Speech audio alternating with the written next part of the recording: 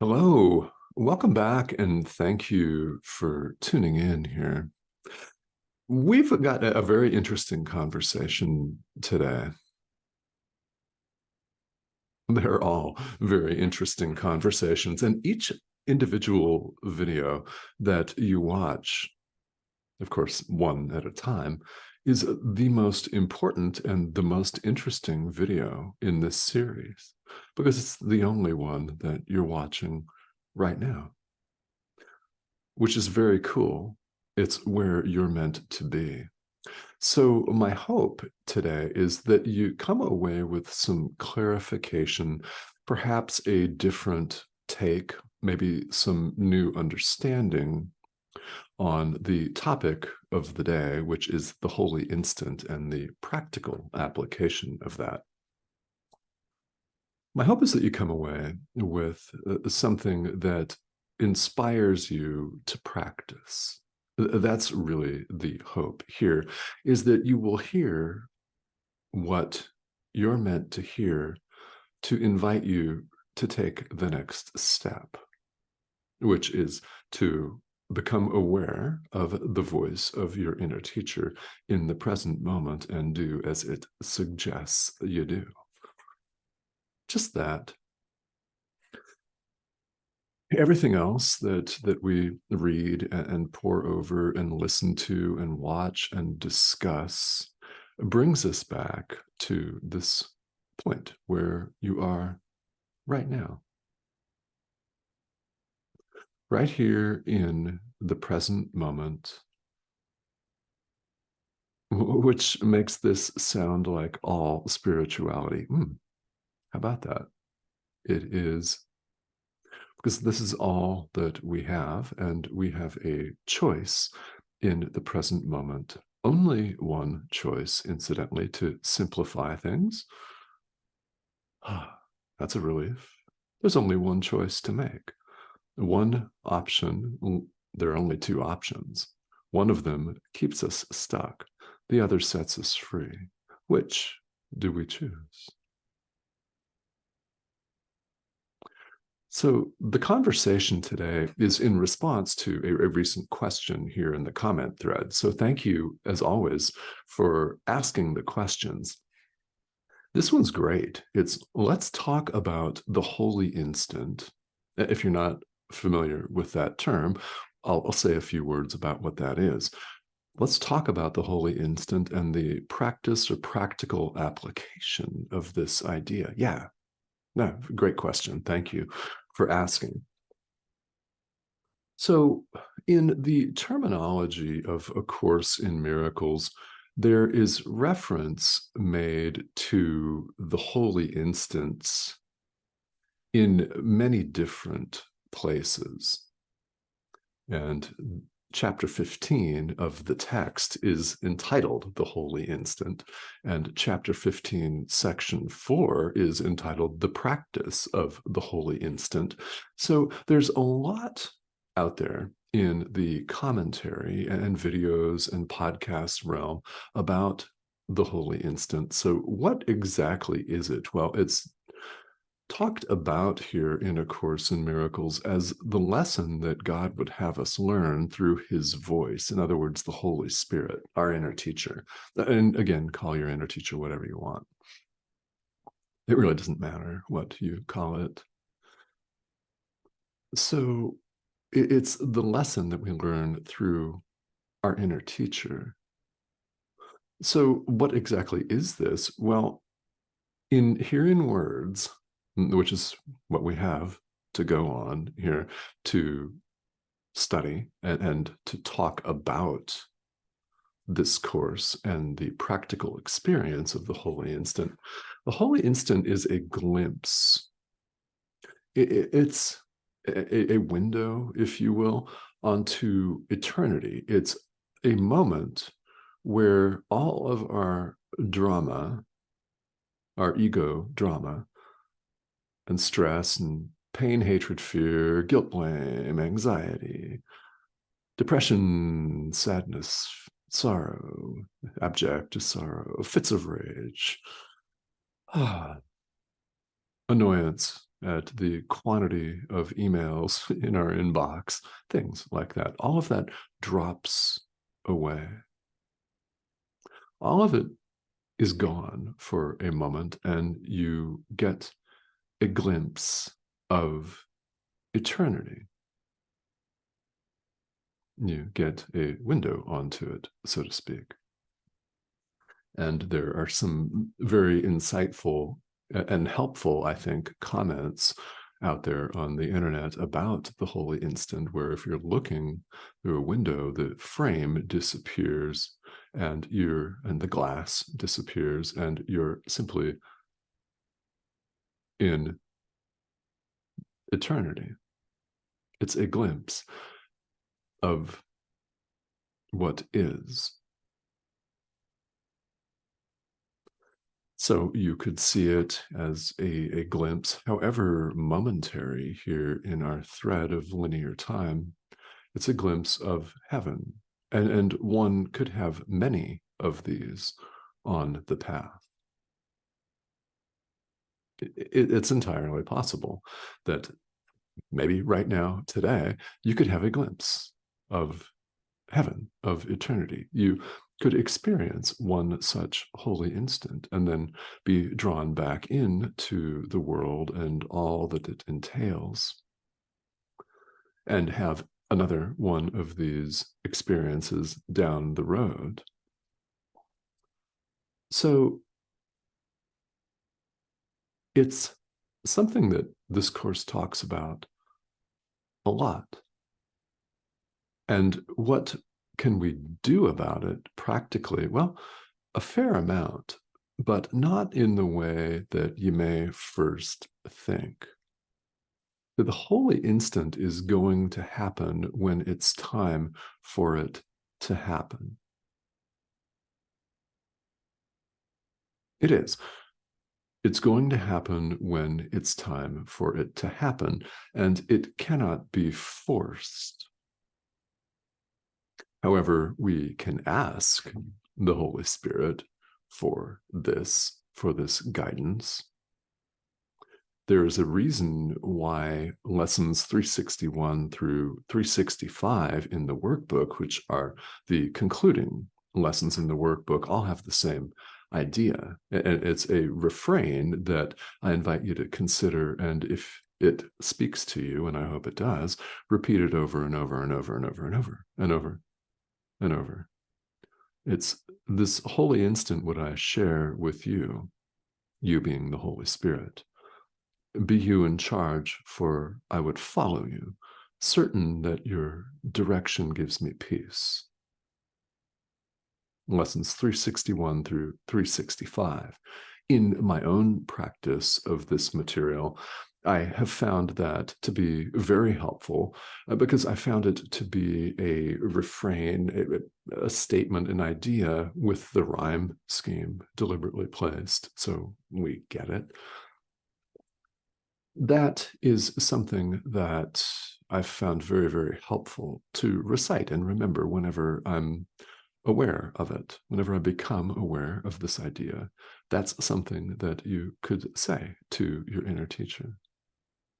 It's very, very helpful.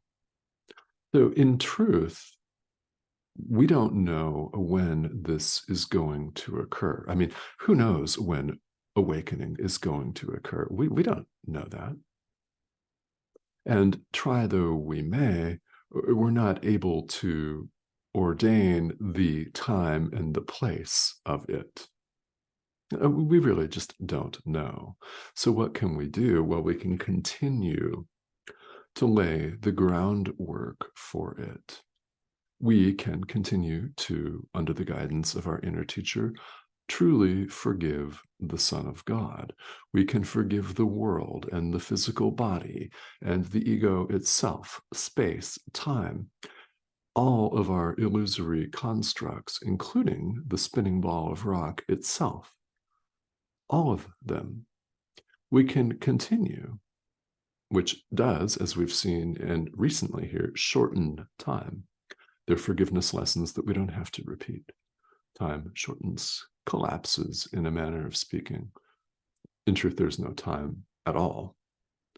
But here, while we think there is, let's shorten it immeasurably. So, in practice, it is entirely possible for a student of this course to make a lot of practicing the holy instant. In truth, it's going to happen when it's time for it to happen, when you're ready for it to happen. Who knows when this is? Your inner teacher knows when this is. So if getting a glimpse of eternity would plunge you into panic and existential dread, today's not the day. Quite simply, this is the reason why most of us seem to be given a gradual process of awakening, which this course rightly describes as gentle, because to have the veil ripped away from us is something that not everyone's ready for. We've got to remove it ourselves. How quickly we do that is, well, it's between us and our inner teacher.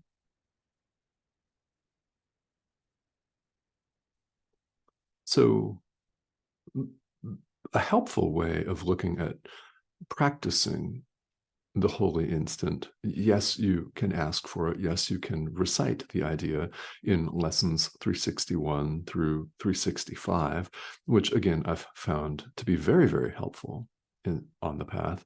And what it all comes down to, the real practice, is the practice that we resist the most. Surprise, surprise, right? The practice that we resist the most is that of learning to relax and trust. That's it. It's the practice of leaning into the guidance of our inner teacher and giving our entire experience, all of it, over to our inner teacher, learning to relax and trust our inner teacher's guidance, to lean in and forgive and release under the Holy Spirit's guidance as directed, and trust that you will be told what to do, what to say, even, and to whom, where to go, if anywhere. You will be given all of the answers. And we learn to lean in and relax and trust and let go of our egocentric need for control. The ego is frantic, isn't it? It's fairly easy to see how frantic and distressed and distraught and fearful and chaotic the ego is when we learn to calm our mind and take a couple of steps back and just watch. Watch the mad procession of thoughts and judgments. And once again, anything that is not wholly joyous is the raw material for forgiveness. It is an opportunity to forgive. Anything at all that is not wholly joyous. So yes, we get countless opportunities every day. So this learning to relax and trust, in fact, applies to all spirituality. So here in the practice of A Course in Miracles, it's a very important, because what is going on here is you're learning to trust your inner teacher. You're learning to trust the voice, this part of our mind that knows what to do, that will speak to you of your identity, capital I, your self, capital S, reality, truth. Our inner teacher will speak to us of all of this if only we let it. Our stepping aside is getting out of our own way. It's learning to relax and trust. What is going on here is we're setting the ego aside. This is very important because this can seem deeply threatening. I mean, existentially dreadful. Really, it can. And if you're experiencing that, this is not at all uncommon. This is so because we're conditioned to be in control. We're conditioned to dominate all compound phenomena, to have it all figured out, and to go forth and conquer, as though all compound phenomena are enemies of ours. And they're not. In fact, all of them, all compound phenomena, are illusions. This too. So, in learning to take a step back from this chaos and rest in the loving guidance of our inner teacher, we are setting the ego aside. We are greatly weakening its grip on our mind by moment, acknowledging its complete non-existence. And we're trusting that we'll be told what to do, that our needs here in the dream, in the world, will be met. The Holy Spirit knows what you need. The Holy Spirit knows that you do need to pay your bills. Of course, the lights have to stay on, the internet has to stay on, or how would you watch YouTube? The answer, with your phone's data plan. Well, you've got to keep that paid for as well. The Holy Spirit needs to just have us relax, but he doesn't pressure. The Holy Spirit waits patiently for our invitation. So this is a practice that we cultivate. Now, what happens in relation to the holy instant, the more we cultivate this, the calmer we become, the more certain we become, and the more relaxed we become, the more trusting in the guidance of our inner teacher we become, trusting that we'll get what we need here in the world. He knows what we need. So we don't have to rehash and restate that. Our work is to want the peace of God. So when you learn to relax and trust the guidance of your inner teacher, you will find that you don't see things the same way. And each of us here watching this video is at a different linear place in the practice and study of A Course in Miracles. Some of you have been doing this for 30 years. Others may be brand new or not even having started yet. Maybe you're simply just popping in and checking this out. So whatever the case may be, learning to relax and trust can cause some resistance. Our conditioning is that strong, so we pay attention to every uncomfortable moment. It is the ego resisting. So we forgive anything that's not wholly joyous. We relax and we allow our inner teacher to run the show. Now, if you've been practicing this for a while, you'll know that our minds change. And if you have not been practicing A Course in Miracles for a while or at all in this lifetime, think about your own experiences in the realm of spirituality, whatever that looks like for you. Whatever the practice is or was, it's always interesting to look at who you were when you began and who are you now. And just take a look at that. You may find that things that drove you insane and made you very angry indeed years ago or months ago or yesterday no longer bother you. You don't react to them in the same way as a result of your continued spiritual practice. They don't bother you. It's nothing. We show up with a vastly different attitude.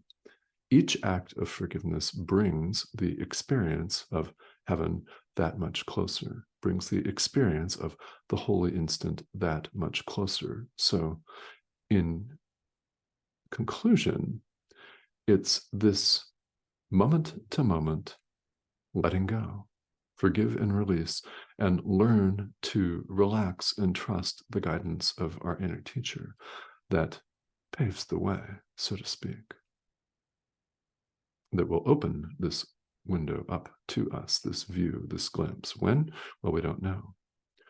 All we can do is forgive right now. All we can do is invite our inner teacher to run the show, all of it, right now. So we do that.